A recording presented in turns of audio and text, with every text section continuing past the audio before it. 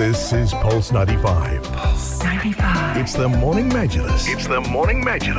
Talking the stories that are shaping headlines, plus those that make you go, Hello, good morning and welcome back onto the Morning Majlis. We're into the second hour of the show and things are going to get very exciting in terms of the world of aviation. We're celebrating what a wonderful achievement Sharjah has received when it comes to being carbon neutral, particularly for being carbon neutral, the first airport in the GCC region for us here in the Emirate. Plus, we'll also be delving into big stories that are shaping the headlines across the globe. It's going to be a little bit of a recap for you, but like an audio newspaper for you, keeping you posted about what's happening across the globe. Ahmed Dawood, Belarus, still boiling up.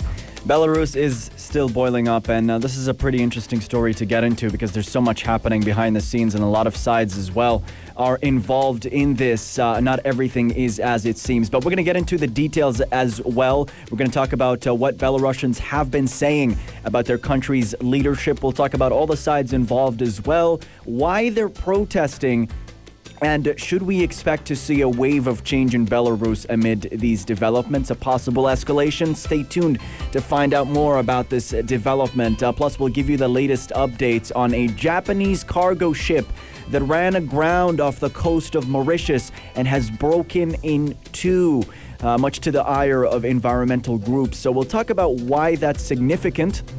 Why this is one of the worst ecological disasters in Mauritius's history, and what the officials are doing to mitigate this disaster. Stay tuned for those discussions.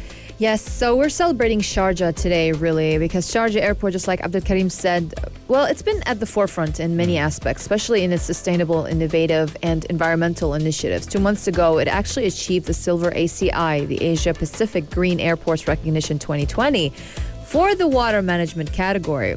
So it was being recognized for strengthening its eco-friendly operations. So now Sharjah Airport has become the first carbon neutral airport in the GCC area and the second in the Middle East to attain level 3 neutrality accreditation. So what does that mean? We'll delve more into that. And for more Sharjah-based news as well, we have a Sharjah-based organization dedicated to promoting and supporting media arts learning among children and youth in the UAE. Well, its 8th edition of the Sharjah International Film Festival for Children and Youth has been postponed for further time. So we will discuss that as well and much more developments. Yes, many more developments to delve into this morning. Text us throughout the program at 4215 to join the discussions, the debates, the conversations here in the Morning Majlis with you. Stay tuned to Pulse 95. Pulse 95. Between local lines, notes from the Emirate. A new important milestone in Sharjah Airport's journey. Sharjah Airport has become the first carbon neutral airport in the GCC region and the second in the Middle East to attain level 3 plus neutrality accreditation, occurring when net carbon dioxide emissions over a full year are zero. That is from the Airport Carbon Accreditation Program issued by Airports Council International, which reflects the excellence of the airport strategy in the implementation of many projects and practices that use the application of the highest standards of sustainability. And this achievement really, again, marks an important milestone in the airport's journey towards continuous environmental and sustainable environment as it continues to expand its operational capacity.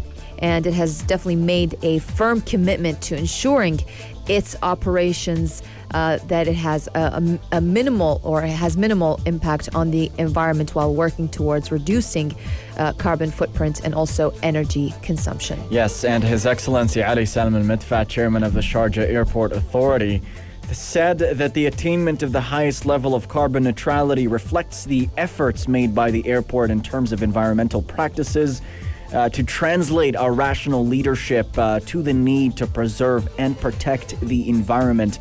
and noted that the airport has adopted many green initiatives and programs, all in line with the UAE's commitment towards reducing carbon emissions, which falls in line with the UAE's green growth strategy to support the national agenda to achieve UAE Vision 2021, and said that this puts Sharjah Airport on the map globally. By reaching carbon neutral status, the chairman of the Sharjah Airport Authority said, quote, "The highest status currently in the internationally recognized airport carbon accreditation program, Sharjah Airport is firmly positioning itself as an environmental leader in the region and beyond. We are grateful to the management team at Sharjah Airport for their continued commitment and active participation in environmental initiatives." And this statement is by Stefano Baronci, Director General of ACI Asia Pacific. Yeah, I mean, there'll be a lot of people who'll be thinking, hang on a minute, carbon neutral, you're flying planes from that particular destination. How can that be carbon neutral? This is more about green building initiative. This is more about how you can be sustainable as an airport when it comes to the offices, when it comes to the terminal as a whole. What's made Sharjah stand out is the energy conservation initiatives, clean energy projects, a circular economic initiatives as well to encourage all stakeholders of the airport to engage and contribute towards good practice. As well as strictly monitoring electricity and water consumption in the airport, there has been an integrated waste management system which is targeted towards zero landfill waste. And Sharjah Airport also supports the ICAO's global strategy on climate change. This is not the first time Sharjah has been given such an accolade. It was given the ACI Asia Pacific Green Airports Recognition 2020 Silver category. There was a Sharjah Green Award in 2019 from Sharjah Chamber of Commerce and Industry, and the Madama Award in 2019 for Green Government Initiatives from Ajman Tourism Department. Sharjah also accomplished the Airport Carbon Accreditation Level 1 mapping way back in 2014, followed by the Level 2 reduction in 2016 and the optimization of the Level 3 in 2018 by the Airport Council International. All these recognitions and awards celebrate Sharjah Airport's pioneering environmental and sustainability initiatives in the UAE's aviation industry. So it is a proud moment for us Sharjawis and Sharjawiyas, and we're really, really pleased to see how the airport has been taking these massive steps towards a better future for us all. Yes, indeed. And despite the difficulty of doing it as well, because in an airport you have this web of aircraft movements, technical operations, and a number of operations taking part. So to see Sharjah Airport take that extra mile to ensure the safety of employees and passengers and the overall sustainability of the establishment is something that is definitely major and sets Sharjah apart across the world. Yeah, when you think about it, how difficult it is. Yeah. The amount of lights you have to keep switched on when it comes to the runway, control tower, the lights at the terminal as well. But such an incredible feat achieved by Sharjah Airport to become the first carbon neutral airport in the GCC region. And time now for us to move on as we continue the discussions across the globe. So we'll take a bit of a breather. We'll be right back, and we will recap with what's happening over in Minsk in Belarus, which has been boiling up recently. Stay tuned to Pulse 95. This is Pulse 95. Pulse 95. It's the Morning Majlis. It's the Morning Majlis. I wish we had spooky music for this one.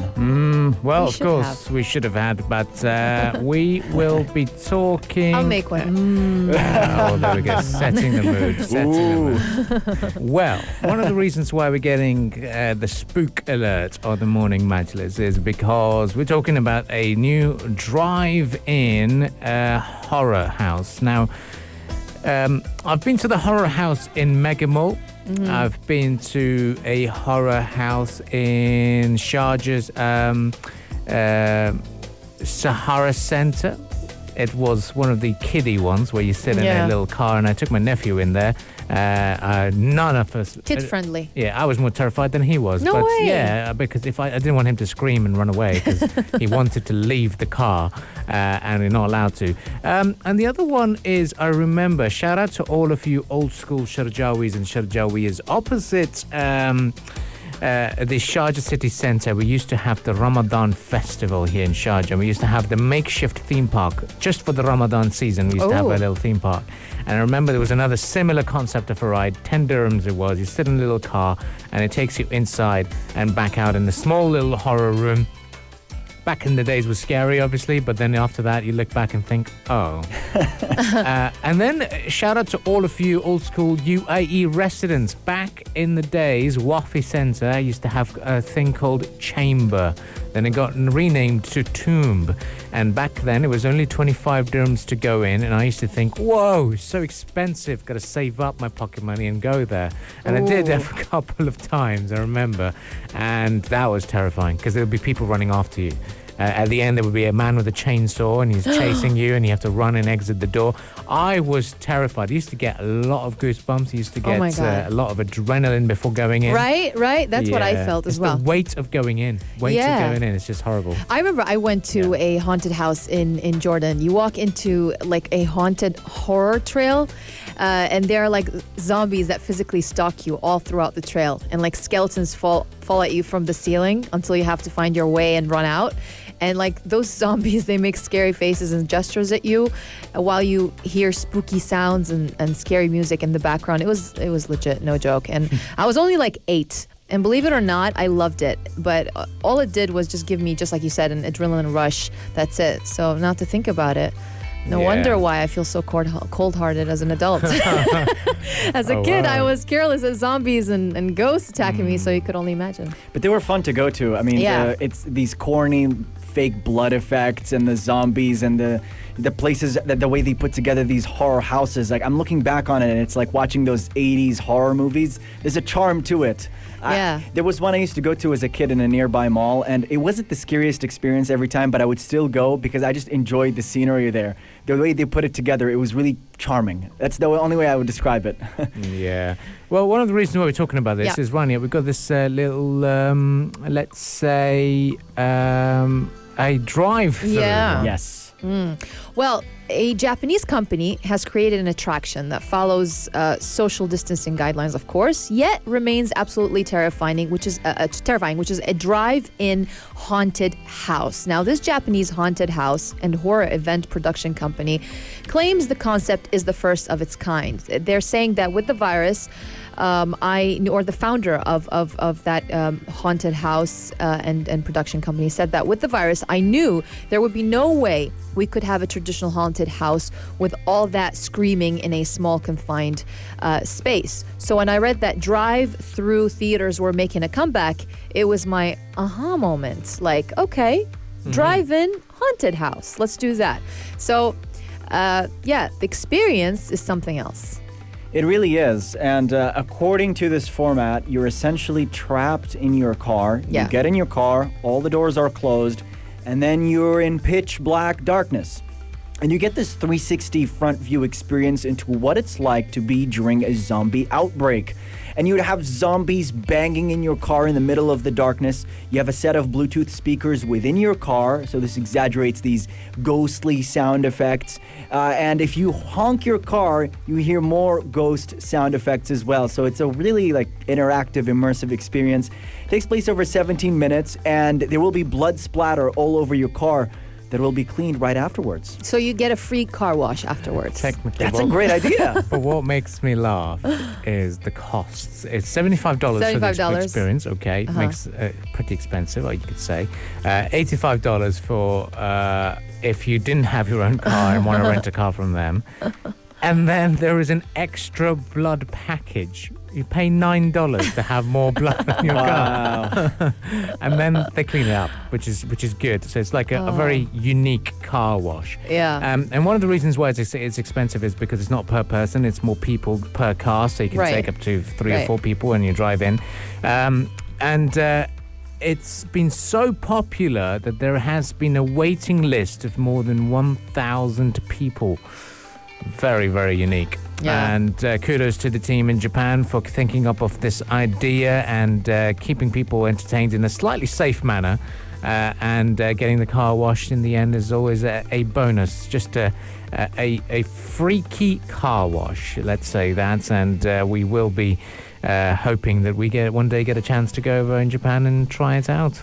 Well, You should. for the time being, you have some of the wonderful attractions that the United Arab Emirates offers in all different Emirates. We have one form of a scary experience to look forward to in the shopping malls, whether it's in the indoor theme parks. There is so much more out there, so make sure that you keep yourself entertained and also going out and about and staying safe whilst you're doing so. We'll take a bit of a breather right now, and when we come back, we'll talk about grocery shopping, because a new survey is out saying that 6 in 10 UAE residents prefer to buy things in store. Are you one of those? Let us know on the text lines 4215. Pulse 95. The Morning Majlis.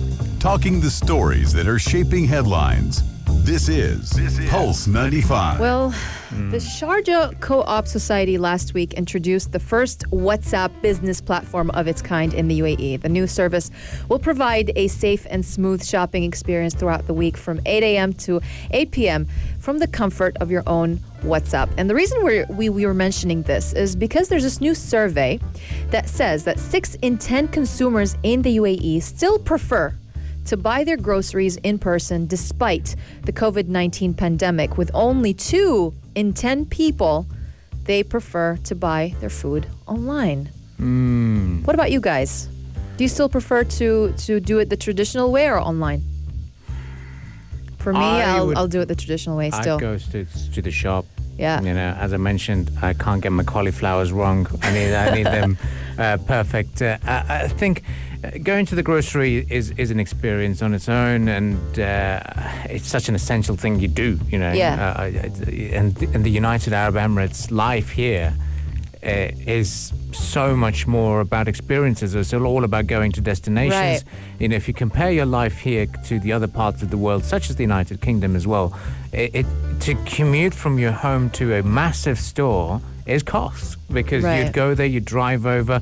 Most of the time you don't even own a vehicle. You'd have to you can either walk over, take the public transport over, and then have to book a taxi because of the amount of items you've got. So your taxi cost and bills would be touching at least £6 to £10. So that's at least another 70 odd dirhams added. When you can get free delivery for anything or any orders above £25, and it makes sense in those parts of the world. I think here in the United Arab Emirates, given everything, every shopping mall has got a big supermarket. Everything is close as well. It's close by. Services everywhere. Exactly. So this is one of the reasons when people try to compare their life here in the United Arab Emirates to where they came from, or or aspire to migrate to eventually, they think, it's. I think it should be utilized when it's an absolute necessity. Yeah. It's not just okay, I have a car. My health is pretty good. Whatever. I still don't. I just want to do it online. I mean, I don't know. Ahmed Dawood, Depends. It Are you depends. more of a digital shopper? I mean, I have to clear my throat before going Yeah. ahead. I got to make a big statement. Collect the thoughts. Got to collect the thoughts. No, but really, I think it depends on the situation. Yeah. So if I'm buying veggies or fruits, I have to go to the store and inspect them, look at the quality of them. Meat as well. I can't buy meat online. I have to go see it as well. Yeah. So it's just those things, those sensitive objects. But look, if it makes no difference to my day, if it's a convenience thing, if I'm buying, say, chips or water, and I'm busy doing something on my computer, or I can't go out for whatever reason, Yeah.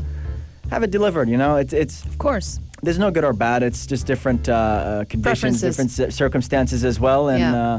it's great to have that option. I'll say that. If you like the convenience of getting it delivered via the various options, whether it's an app or WhatsApping Sharjah Co-op or go into the store yourself, each is its own thing and works depending on the circumstances. But yeah, it's fun going to a supermarket for sure.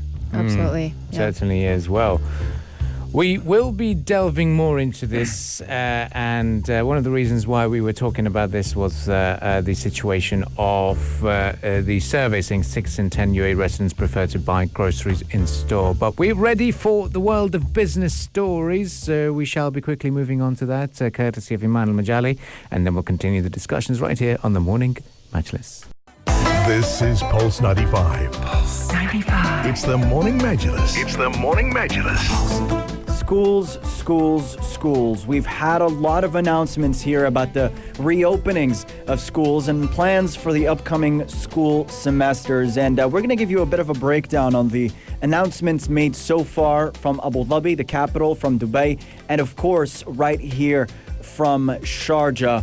So starting things off with the announcements made about Abu Dhabi schools, they've been given the choice to opt from 5 reopening models to balance between in-class learning and online learning. So you've got the full day face-to-face, pretty much going back to schools as if there was no virus. There's the half-day face-to-face, alternating day, alternating week, and a blended hybrid model between online and in-person. And each school was asked to select the model that best suits their operations and inform the parents accordingly. Yep, of course. Now, there's so much going on in terms of the new rules, and in Sharjah we were given the option as well to continue e-learning for the first term. But looking at the 5 reopening models, there's full day face-to-face, half day face-to-face, alternating day, alternating week, a blended hybrid model. That's according to an announcement by the Abu Dhabi Department of Education and Knowledge. Schools are resuming across the nation on the 30th of August, and on 16th of August they released the rules and regulations for the safe reopening of schools. The ideal scenario here in Sharjah as well is mandatory negative COVID-19 results, isn't it? Yeah, that's right. All students, teachers, and staff of private schools in Sharjah must test negative for COVID-19 before physically joining school in the new term, and that is according to SPEA guidelines. Thank God. The guidelines added school principals should be aware of the COVID-19 test schedule, which would impact their operational reopening plan, and this might result in teachers, staff, and students also joining their schools in batches. Now, as for a travel declaration and Al Husn app, students will also be required to provide travel declaration if they have traveled 14 days before joining school. And parents have to also download the Al Husn app to ensure contact tracing can be conducted. So, in case there's a potential COVID-19 case, if a student or staff member is suspected of being COVID-19 positive case, he or she will be immediately moved to the school isolation room. And only the school medical staff are permitted to enter this isolation room wearing full PPE kit. Yes, indeed, Rania. And there are a number of measures here taken as well, as schools will strictly adhere to the health authority requirements for the way they manage any potential or even suspected cases of COVID-19. And the measures include the cleaning and sanitization. Following any suspicion of any cases, areas will be closed immediately, investigations will be conducted, and so will tracing to figure out who came into contact with this suspected case. Also, schools right here in Sharjah all have a detailed medical policy and procedure in place to detail what would be undertaken to handle such extreme circumstances. Yeah, of course, and you know the new rules are there, and we've to learn a little bit more about this. We've actually got a podcast up on our SoundCloud and Apple Podcast, as well as Spotify, where you can track the Morning Majlis discussions. That's where we spoke to one of the quality assurance officers and educational consultants from Sharjah Private Education Authority. Put all your questions to them as well in terms of ifs and whatnots, and as well, and of course they did say it's very difficult to maintain social distancing amongst children, but they'll be trying their utmost level best. And there's also a contingency plan in place, so just in case, God forbid, there is a suspected case detected, how they're going to isolate that particular patient and how the school nurses will be involved, and all. There is a set plan there just to reassure the parents who might be slightly concerned. But interesting developments. But the 30th of August is nearing. We're halfway through August already. And one good thing is that, as a child, I'd always be dreading the back-to-school vibes. I'd be so scared, and I continue to be scared. But yeah, we shall see what happens next. But stay tuned to Pulse 95, the morning Majlis. And another date, if we were to give you to look forward to, is the 24th of August. Do you know why? Why? Why? The Sohel star. Oh, yeah. Once it That's emerges, right. the summer ends. This is according to recent news articles and what the astronomy group has been saying. 24th of August, last day of summer, and we're going to go back into cooler months, hopefully. Well, stay tuned to Pulse 95 for more positivity, and we'll be right back after a short interval. Pulse 95. You're listening to Pulse 95. Pulse 95. It's Pulse 95.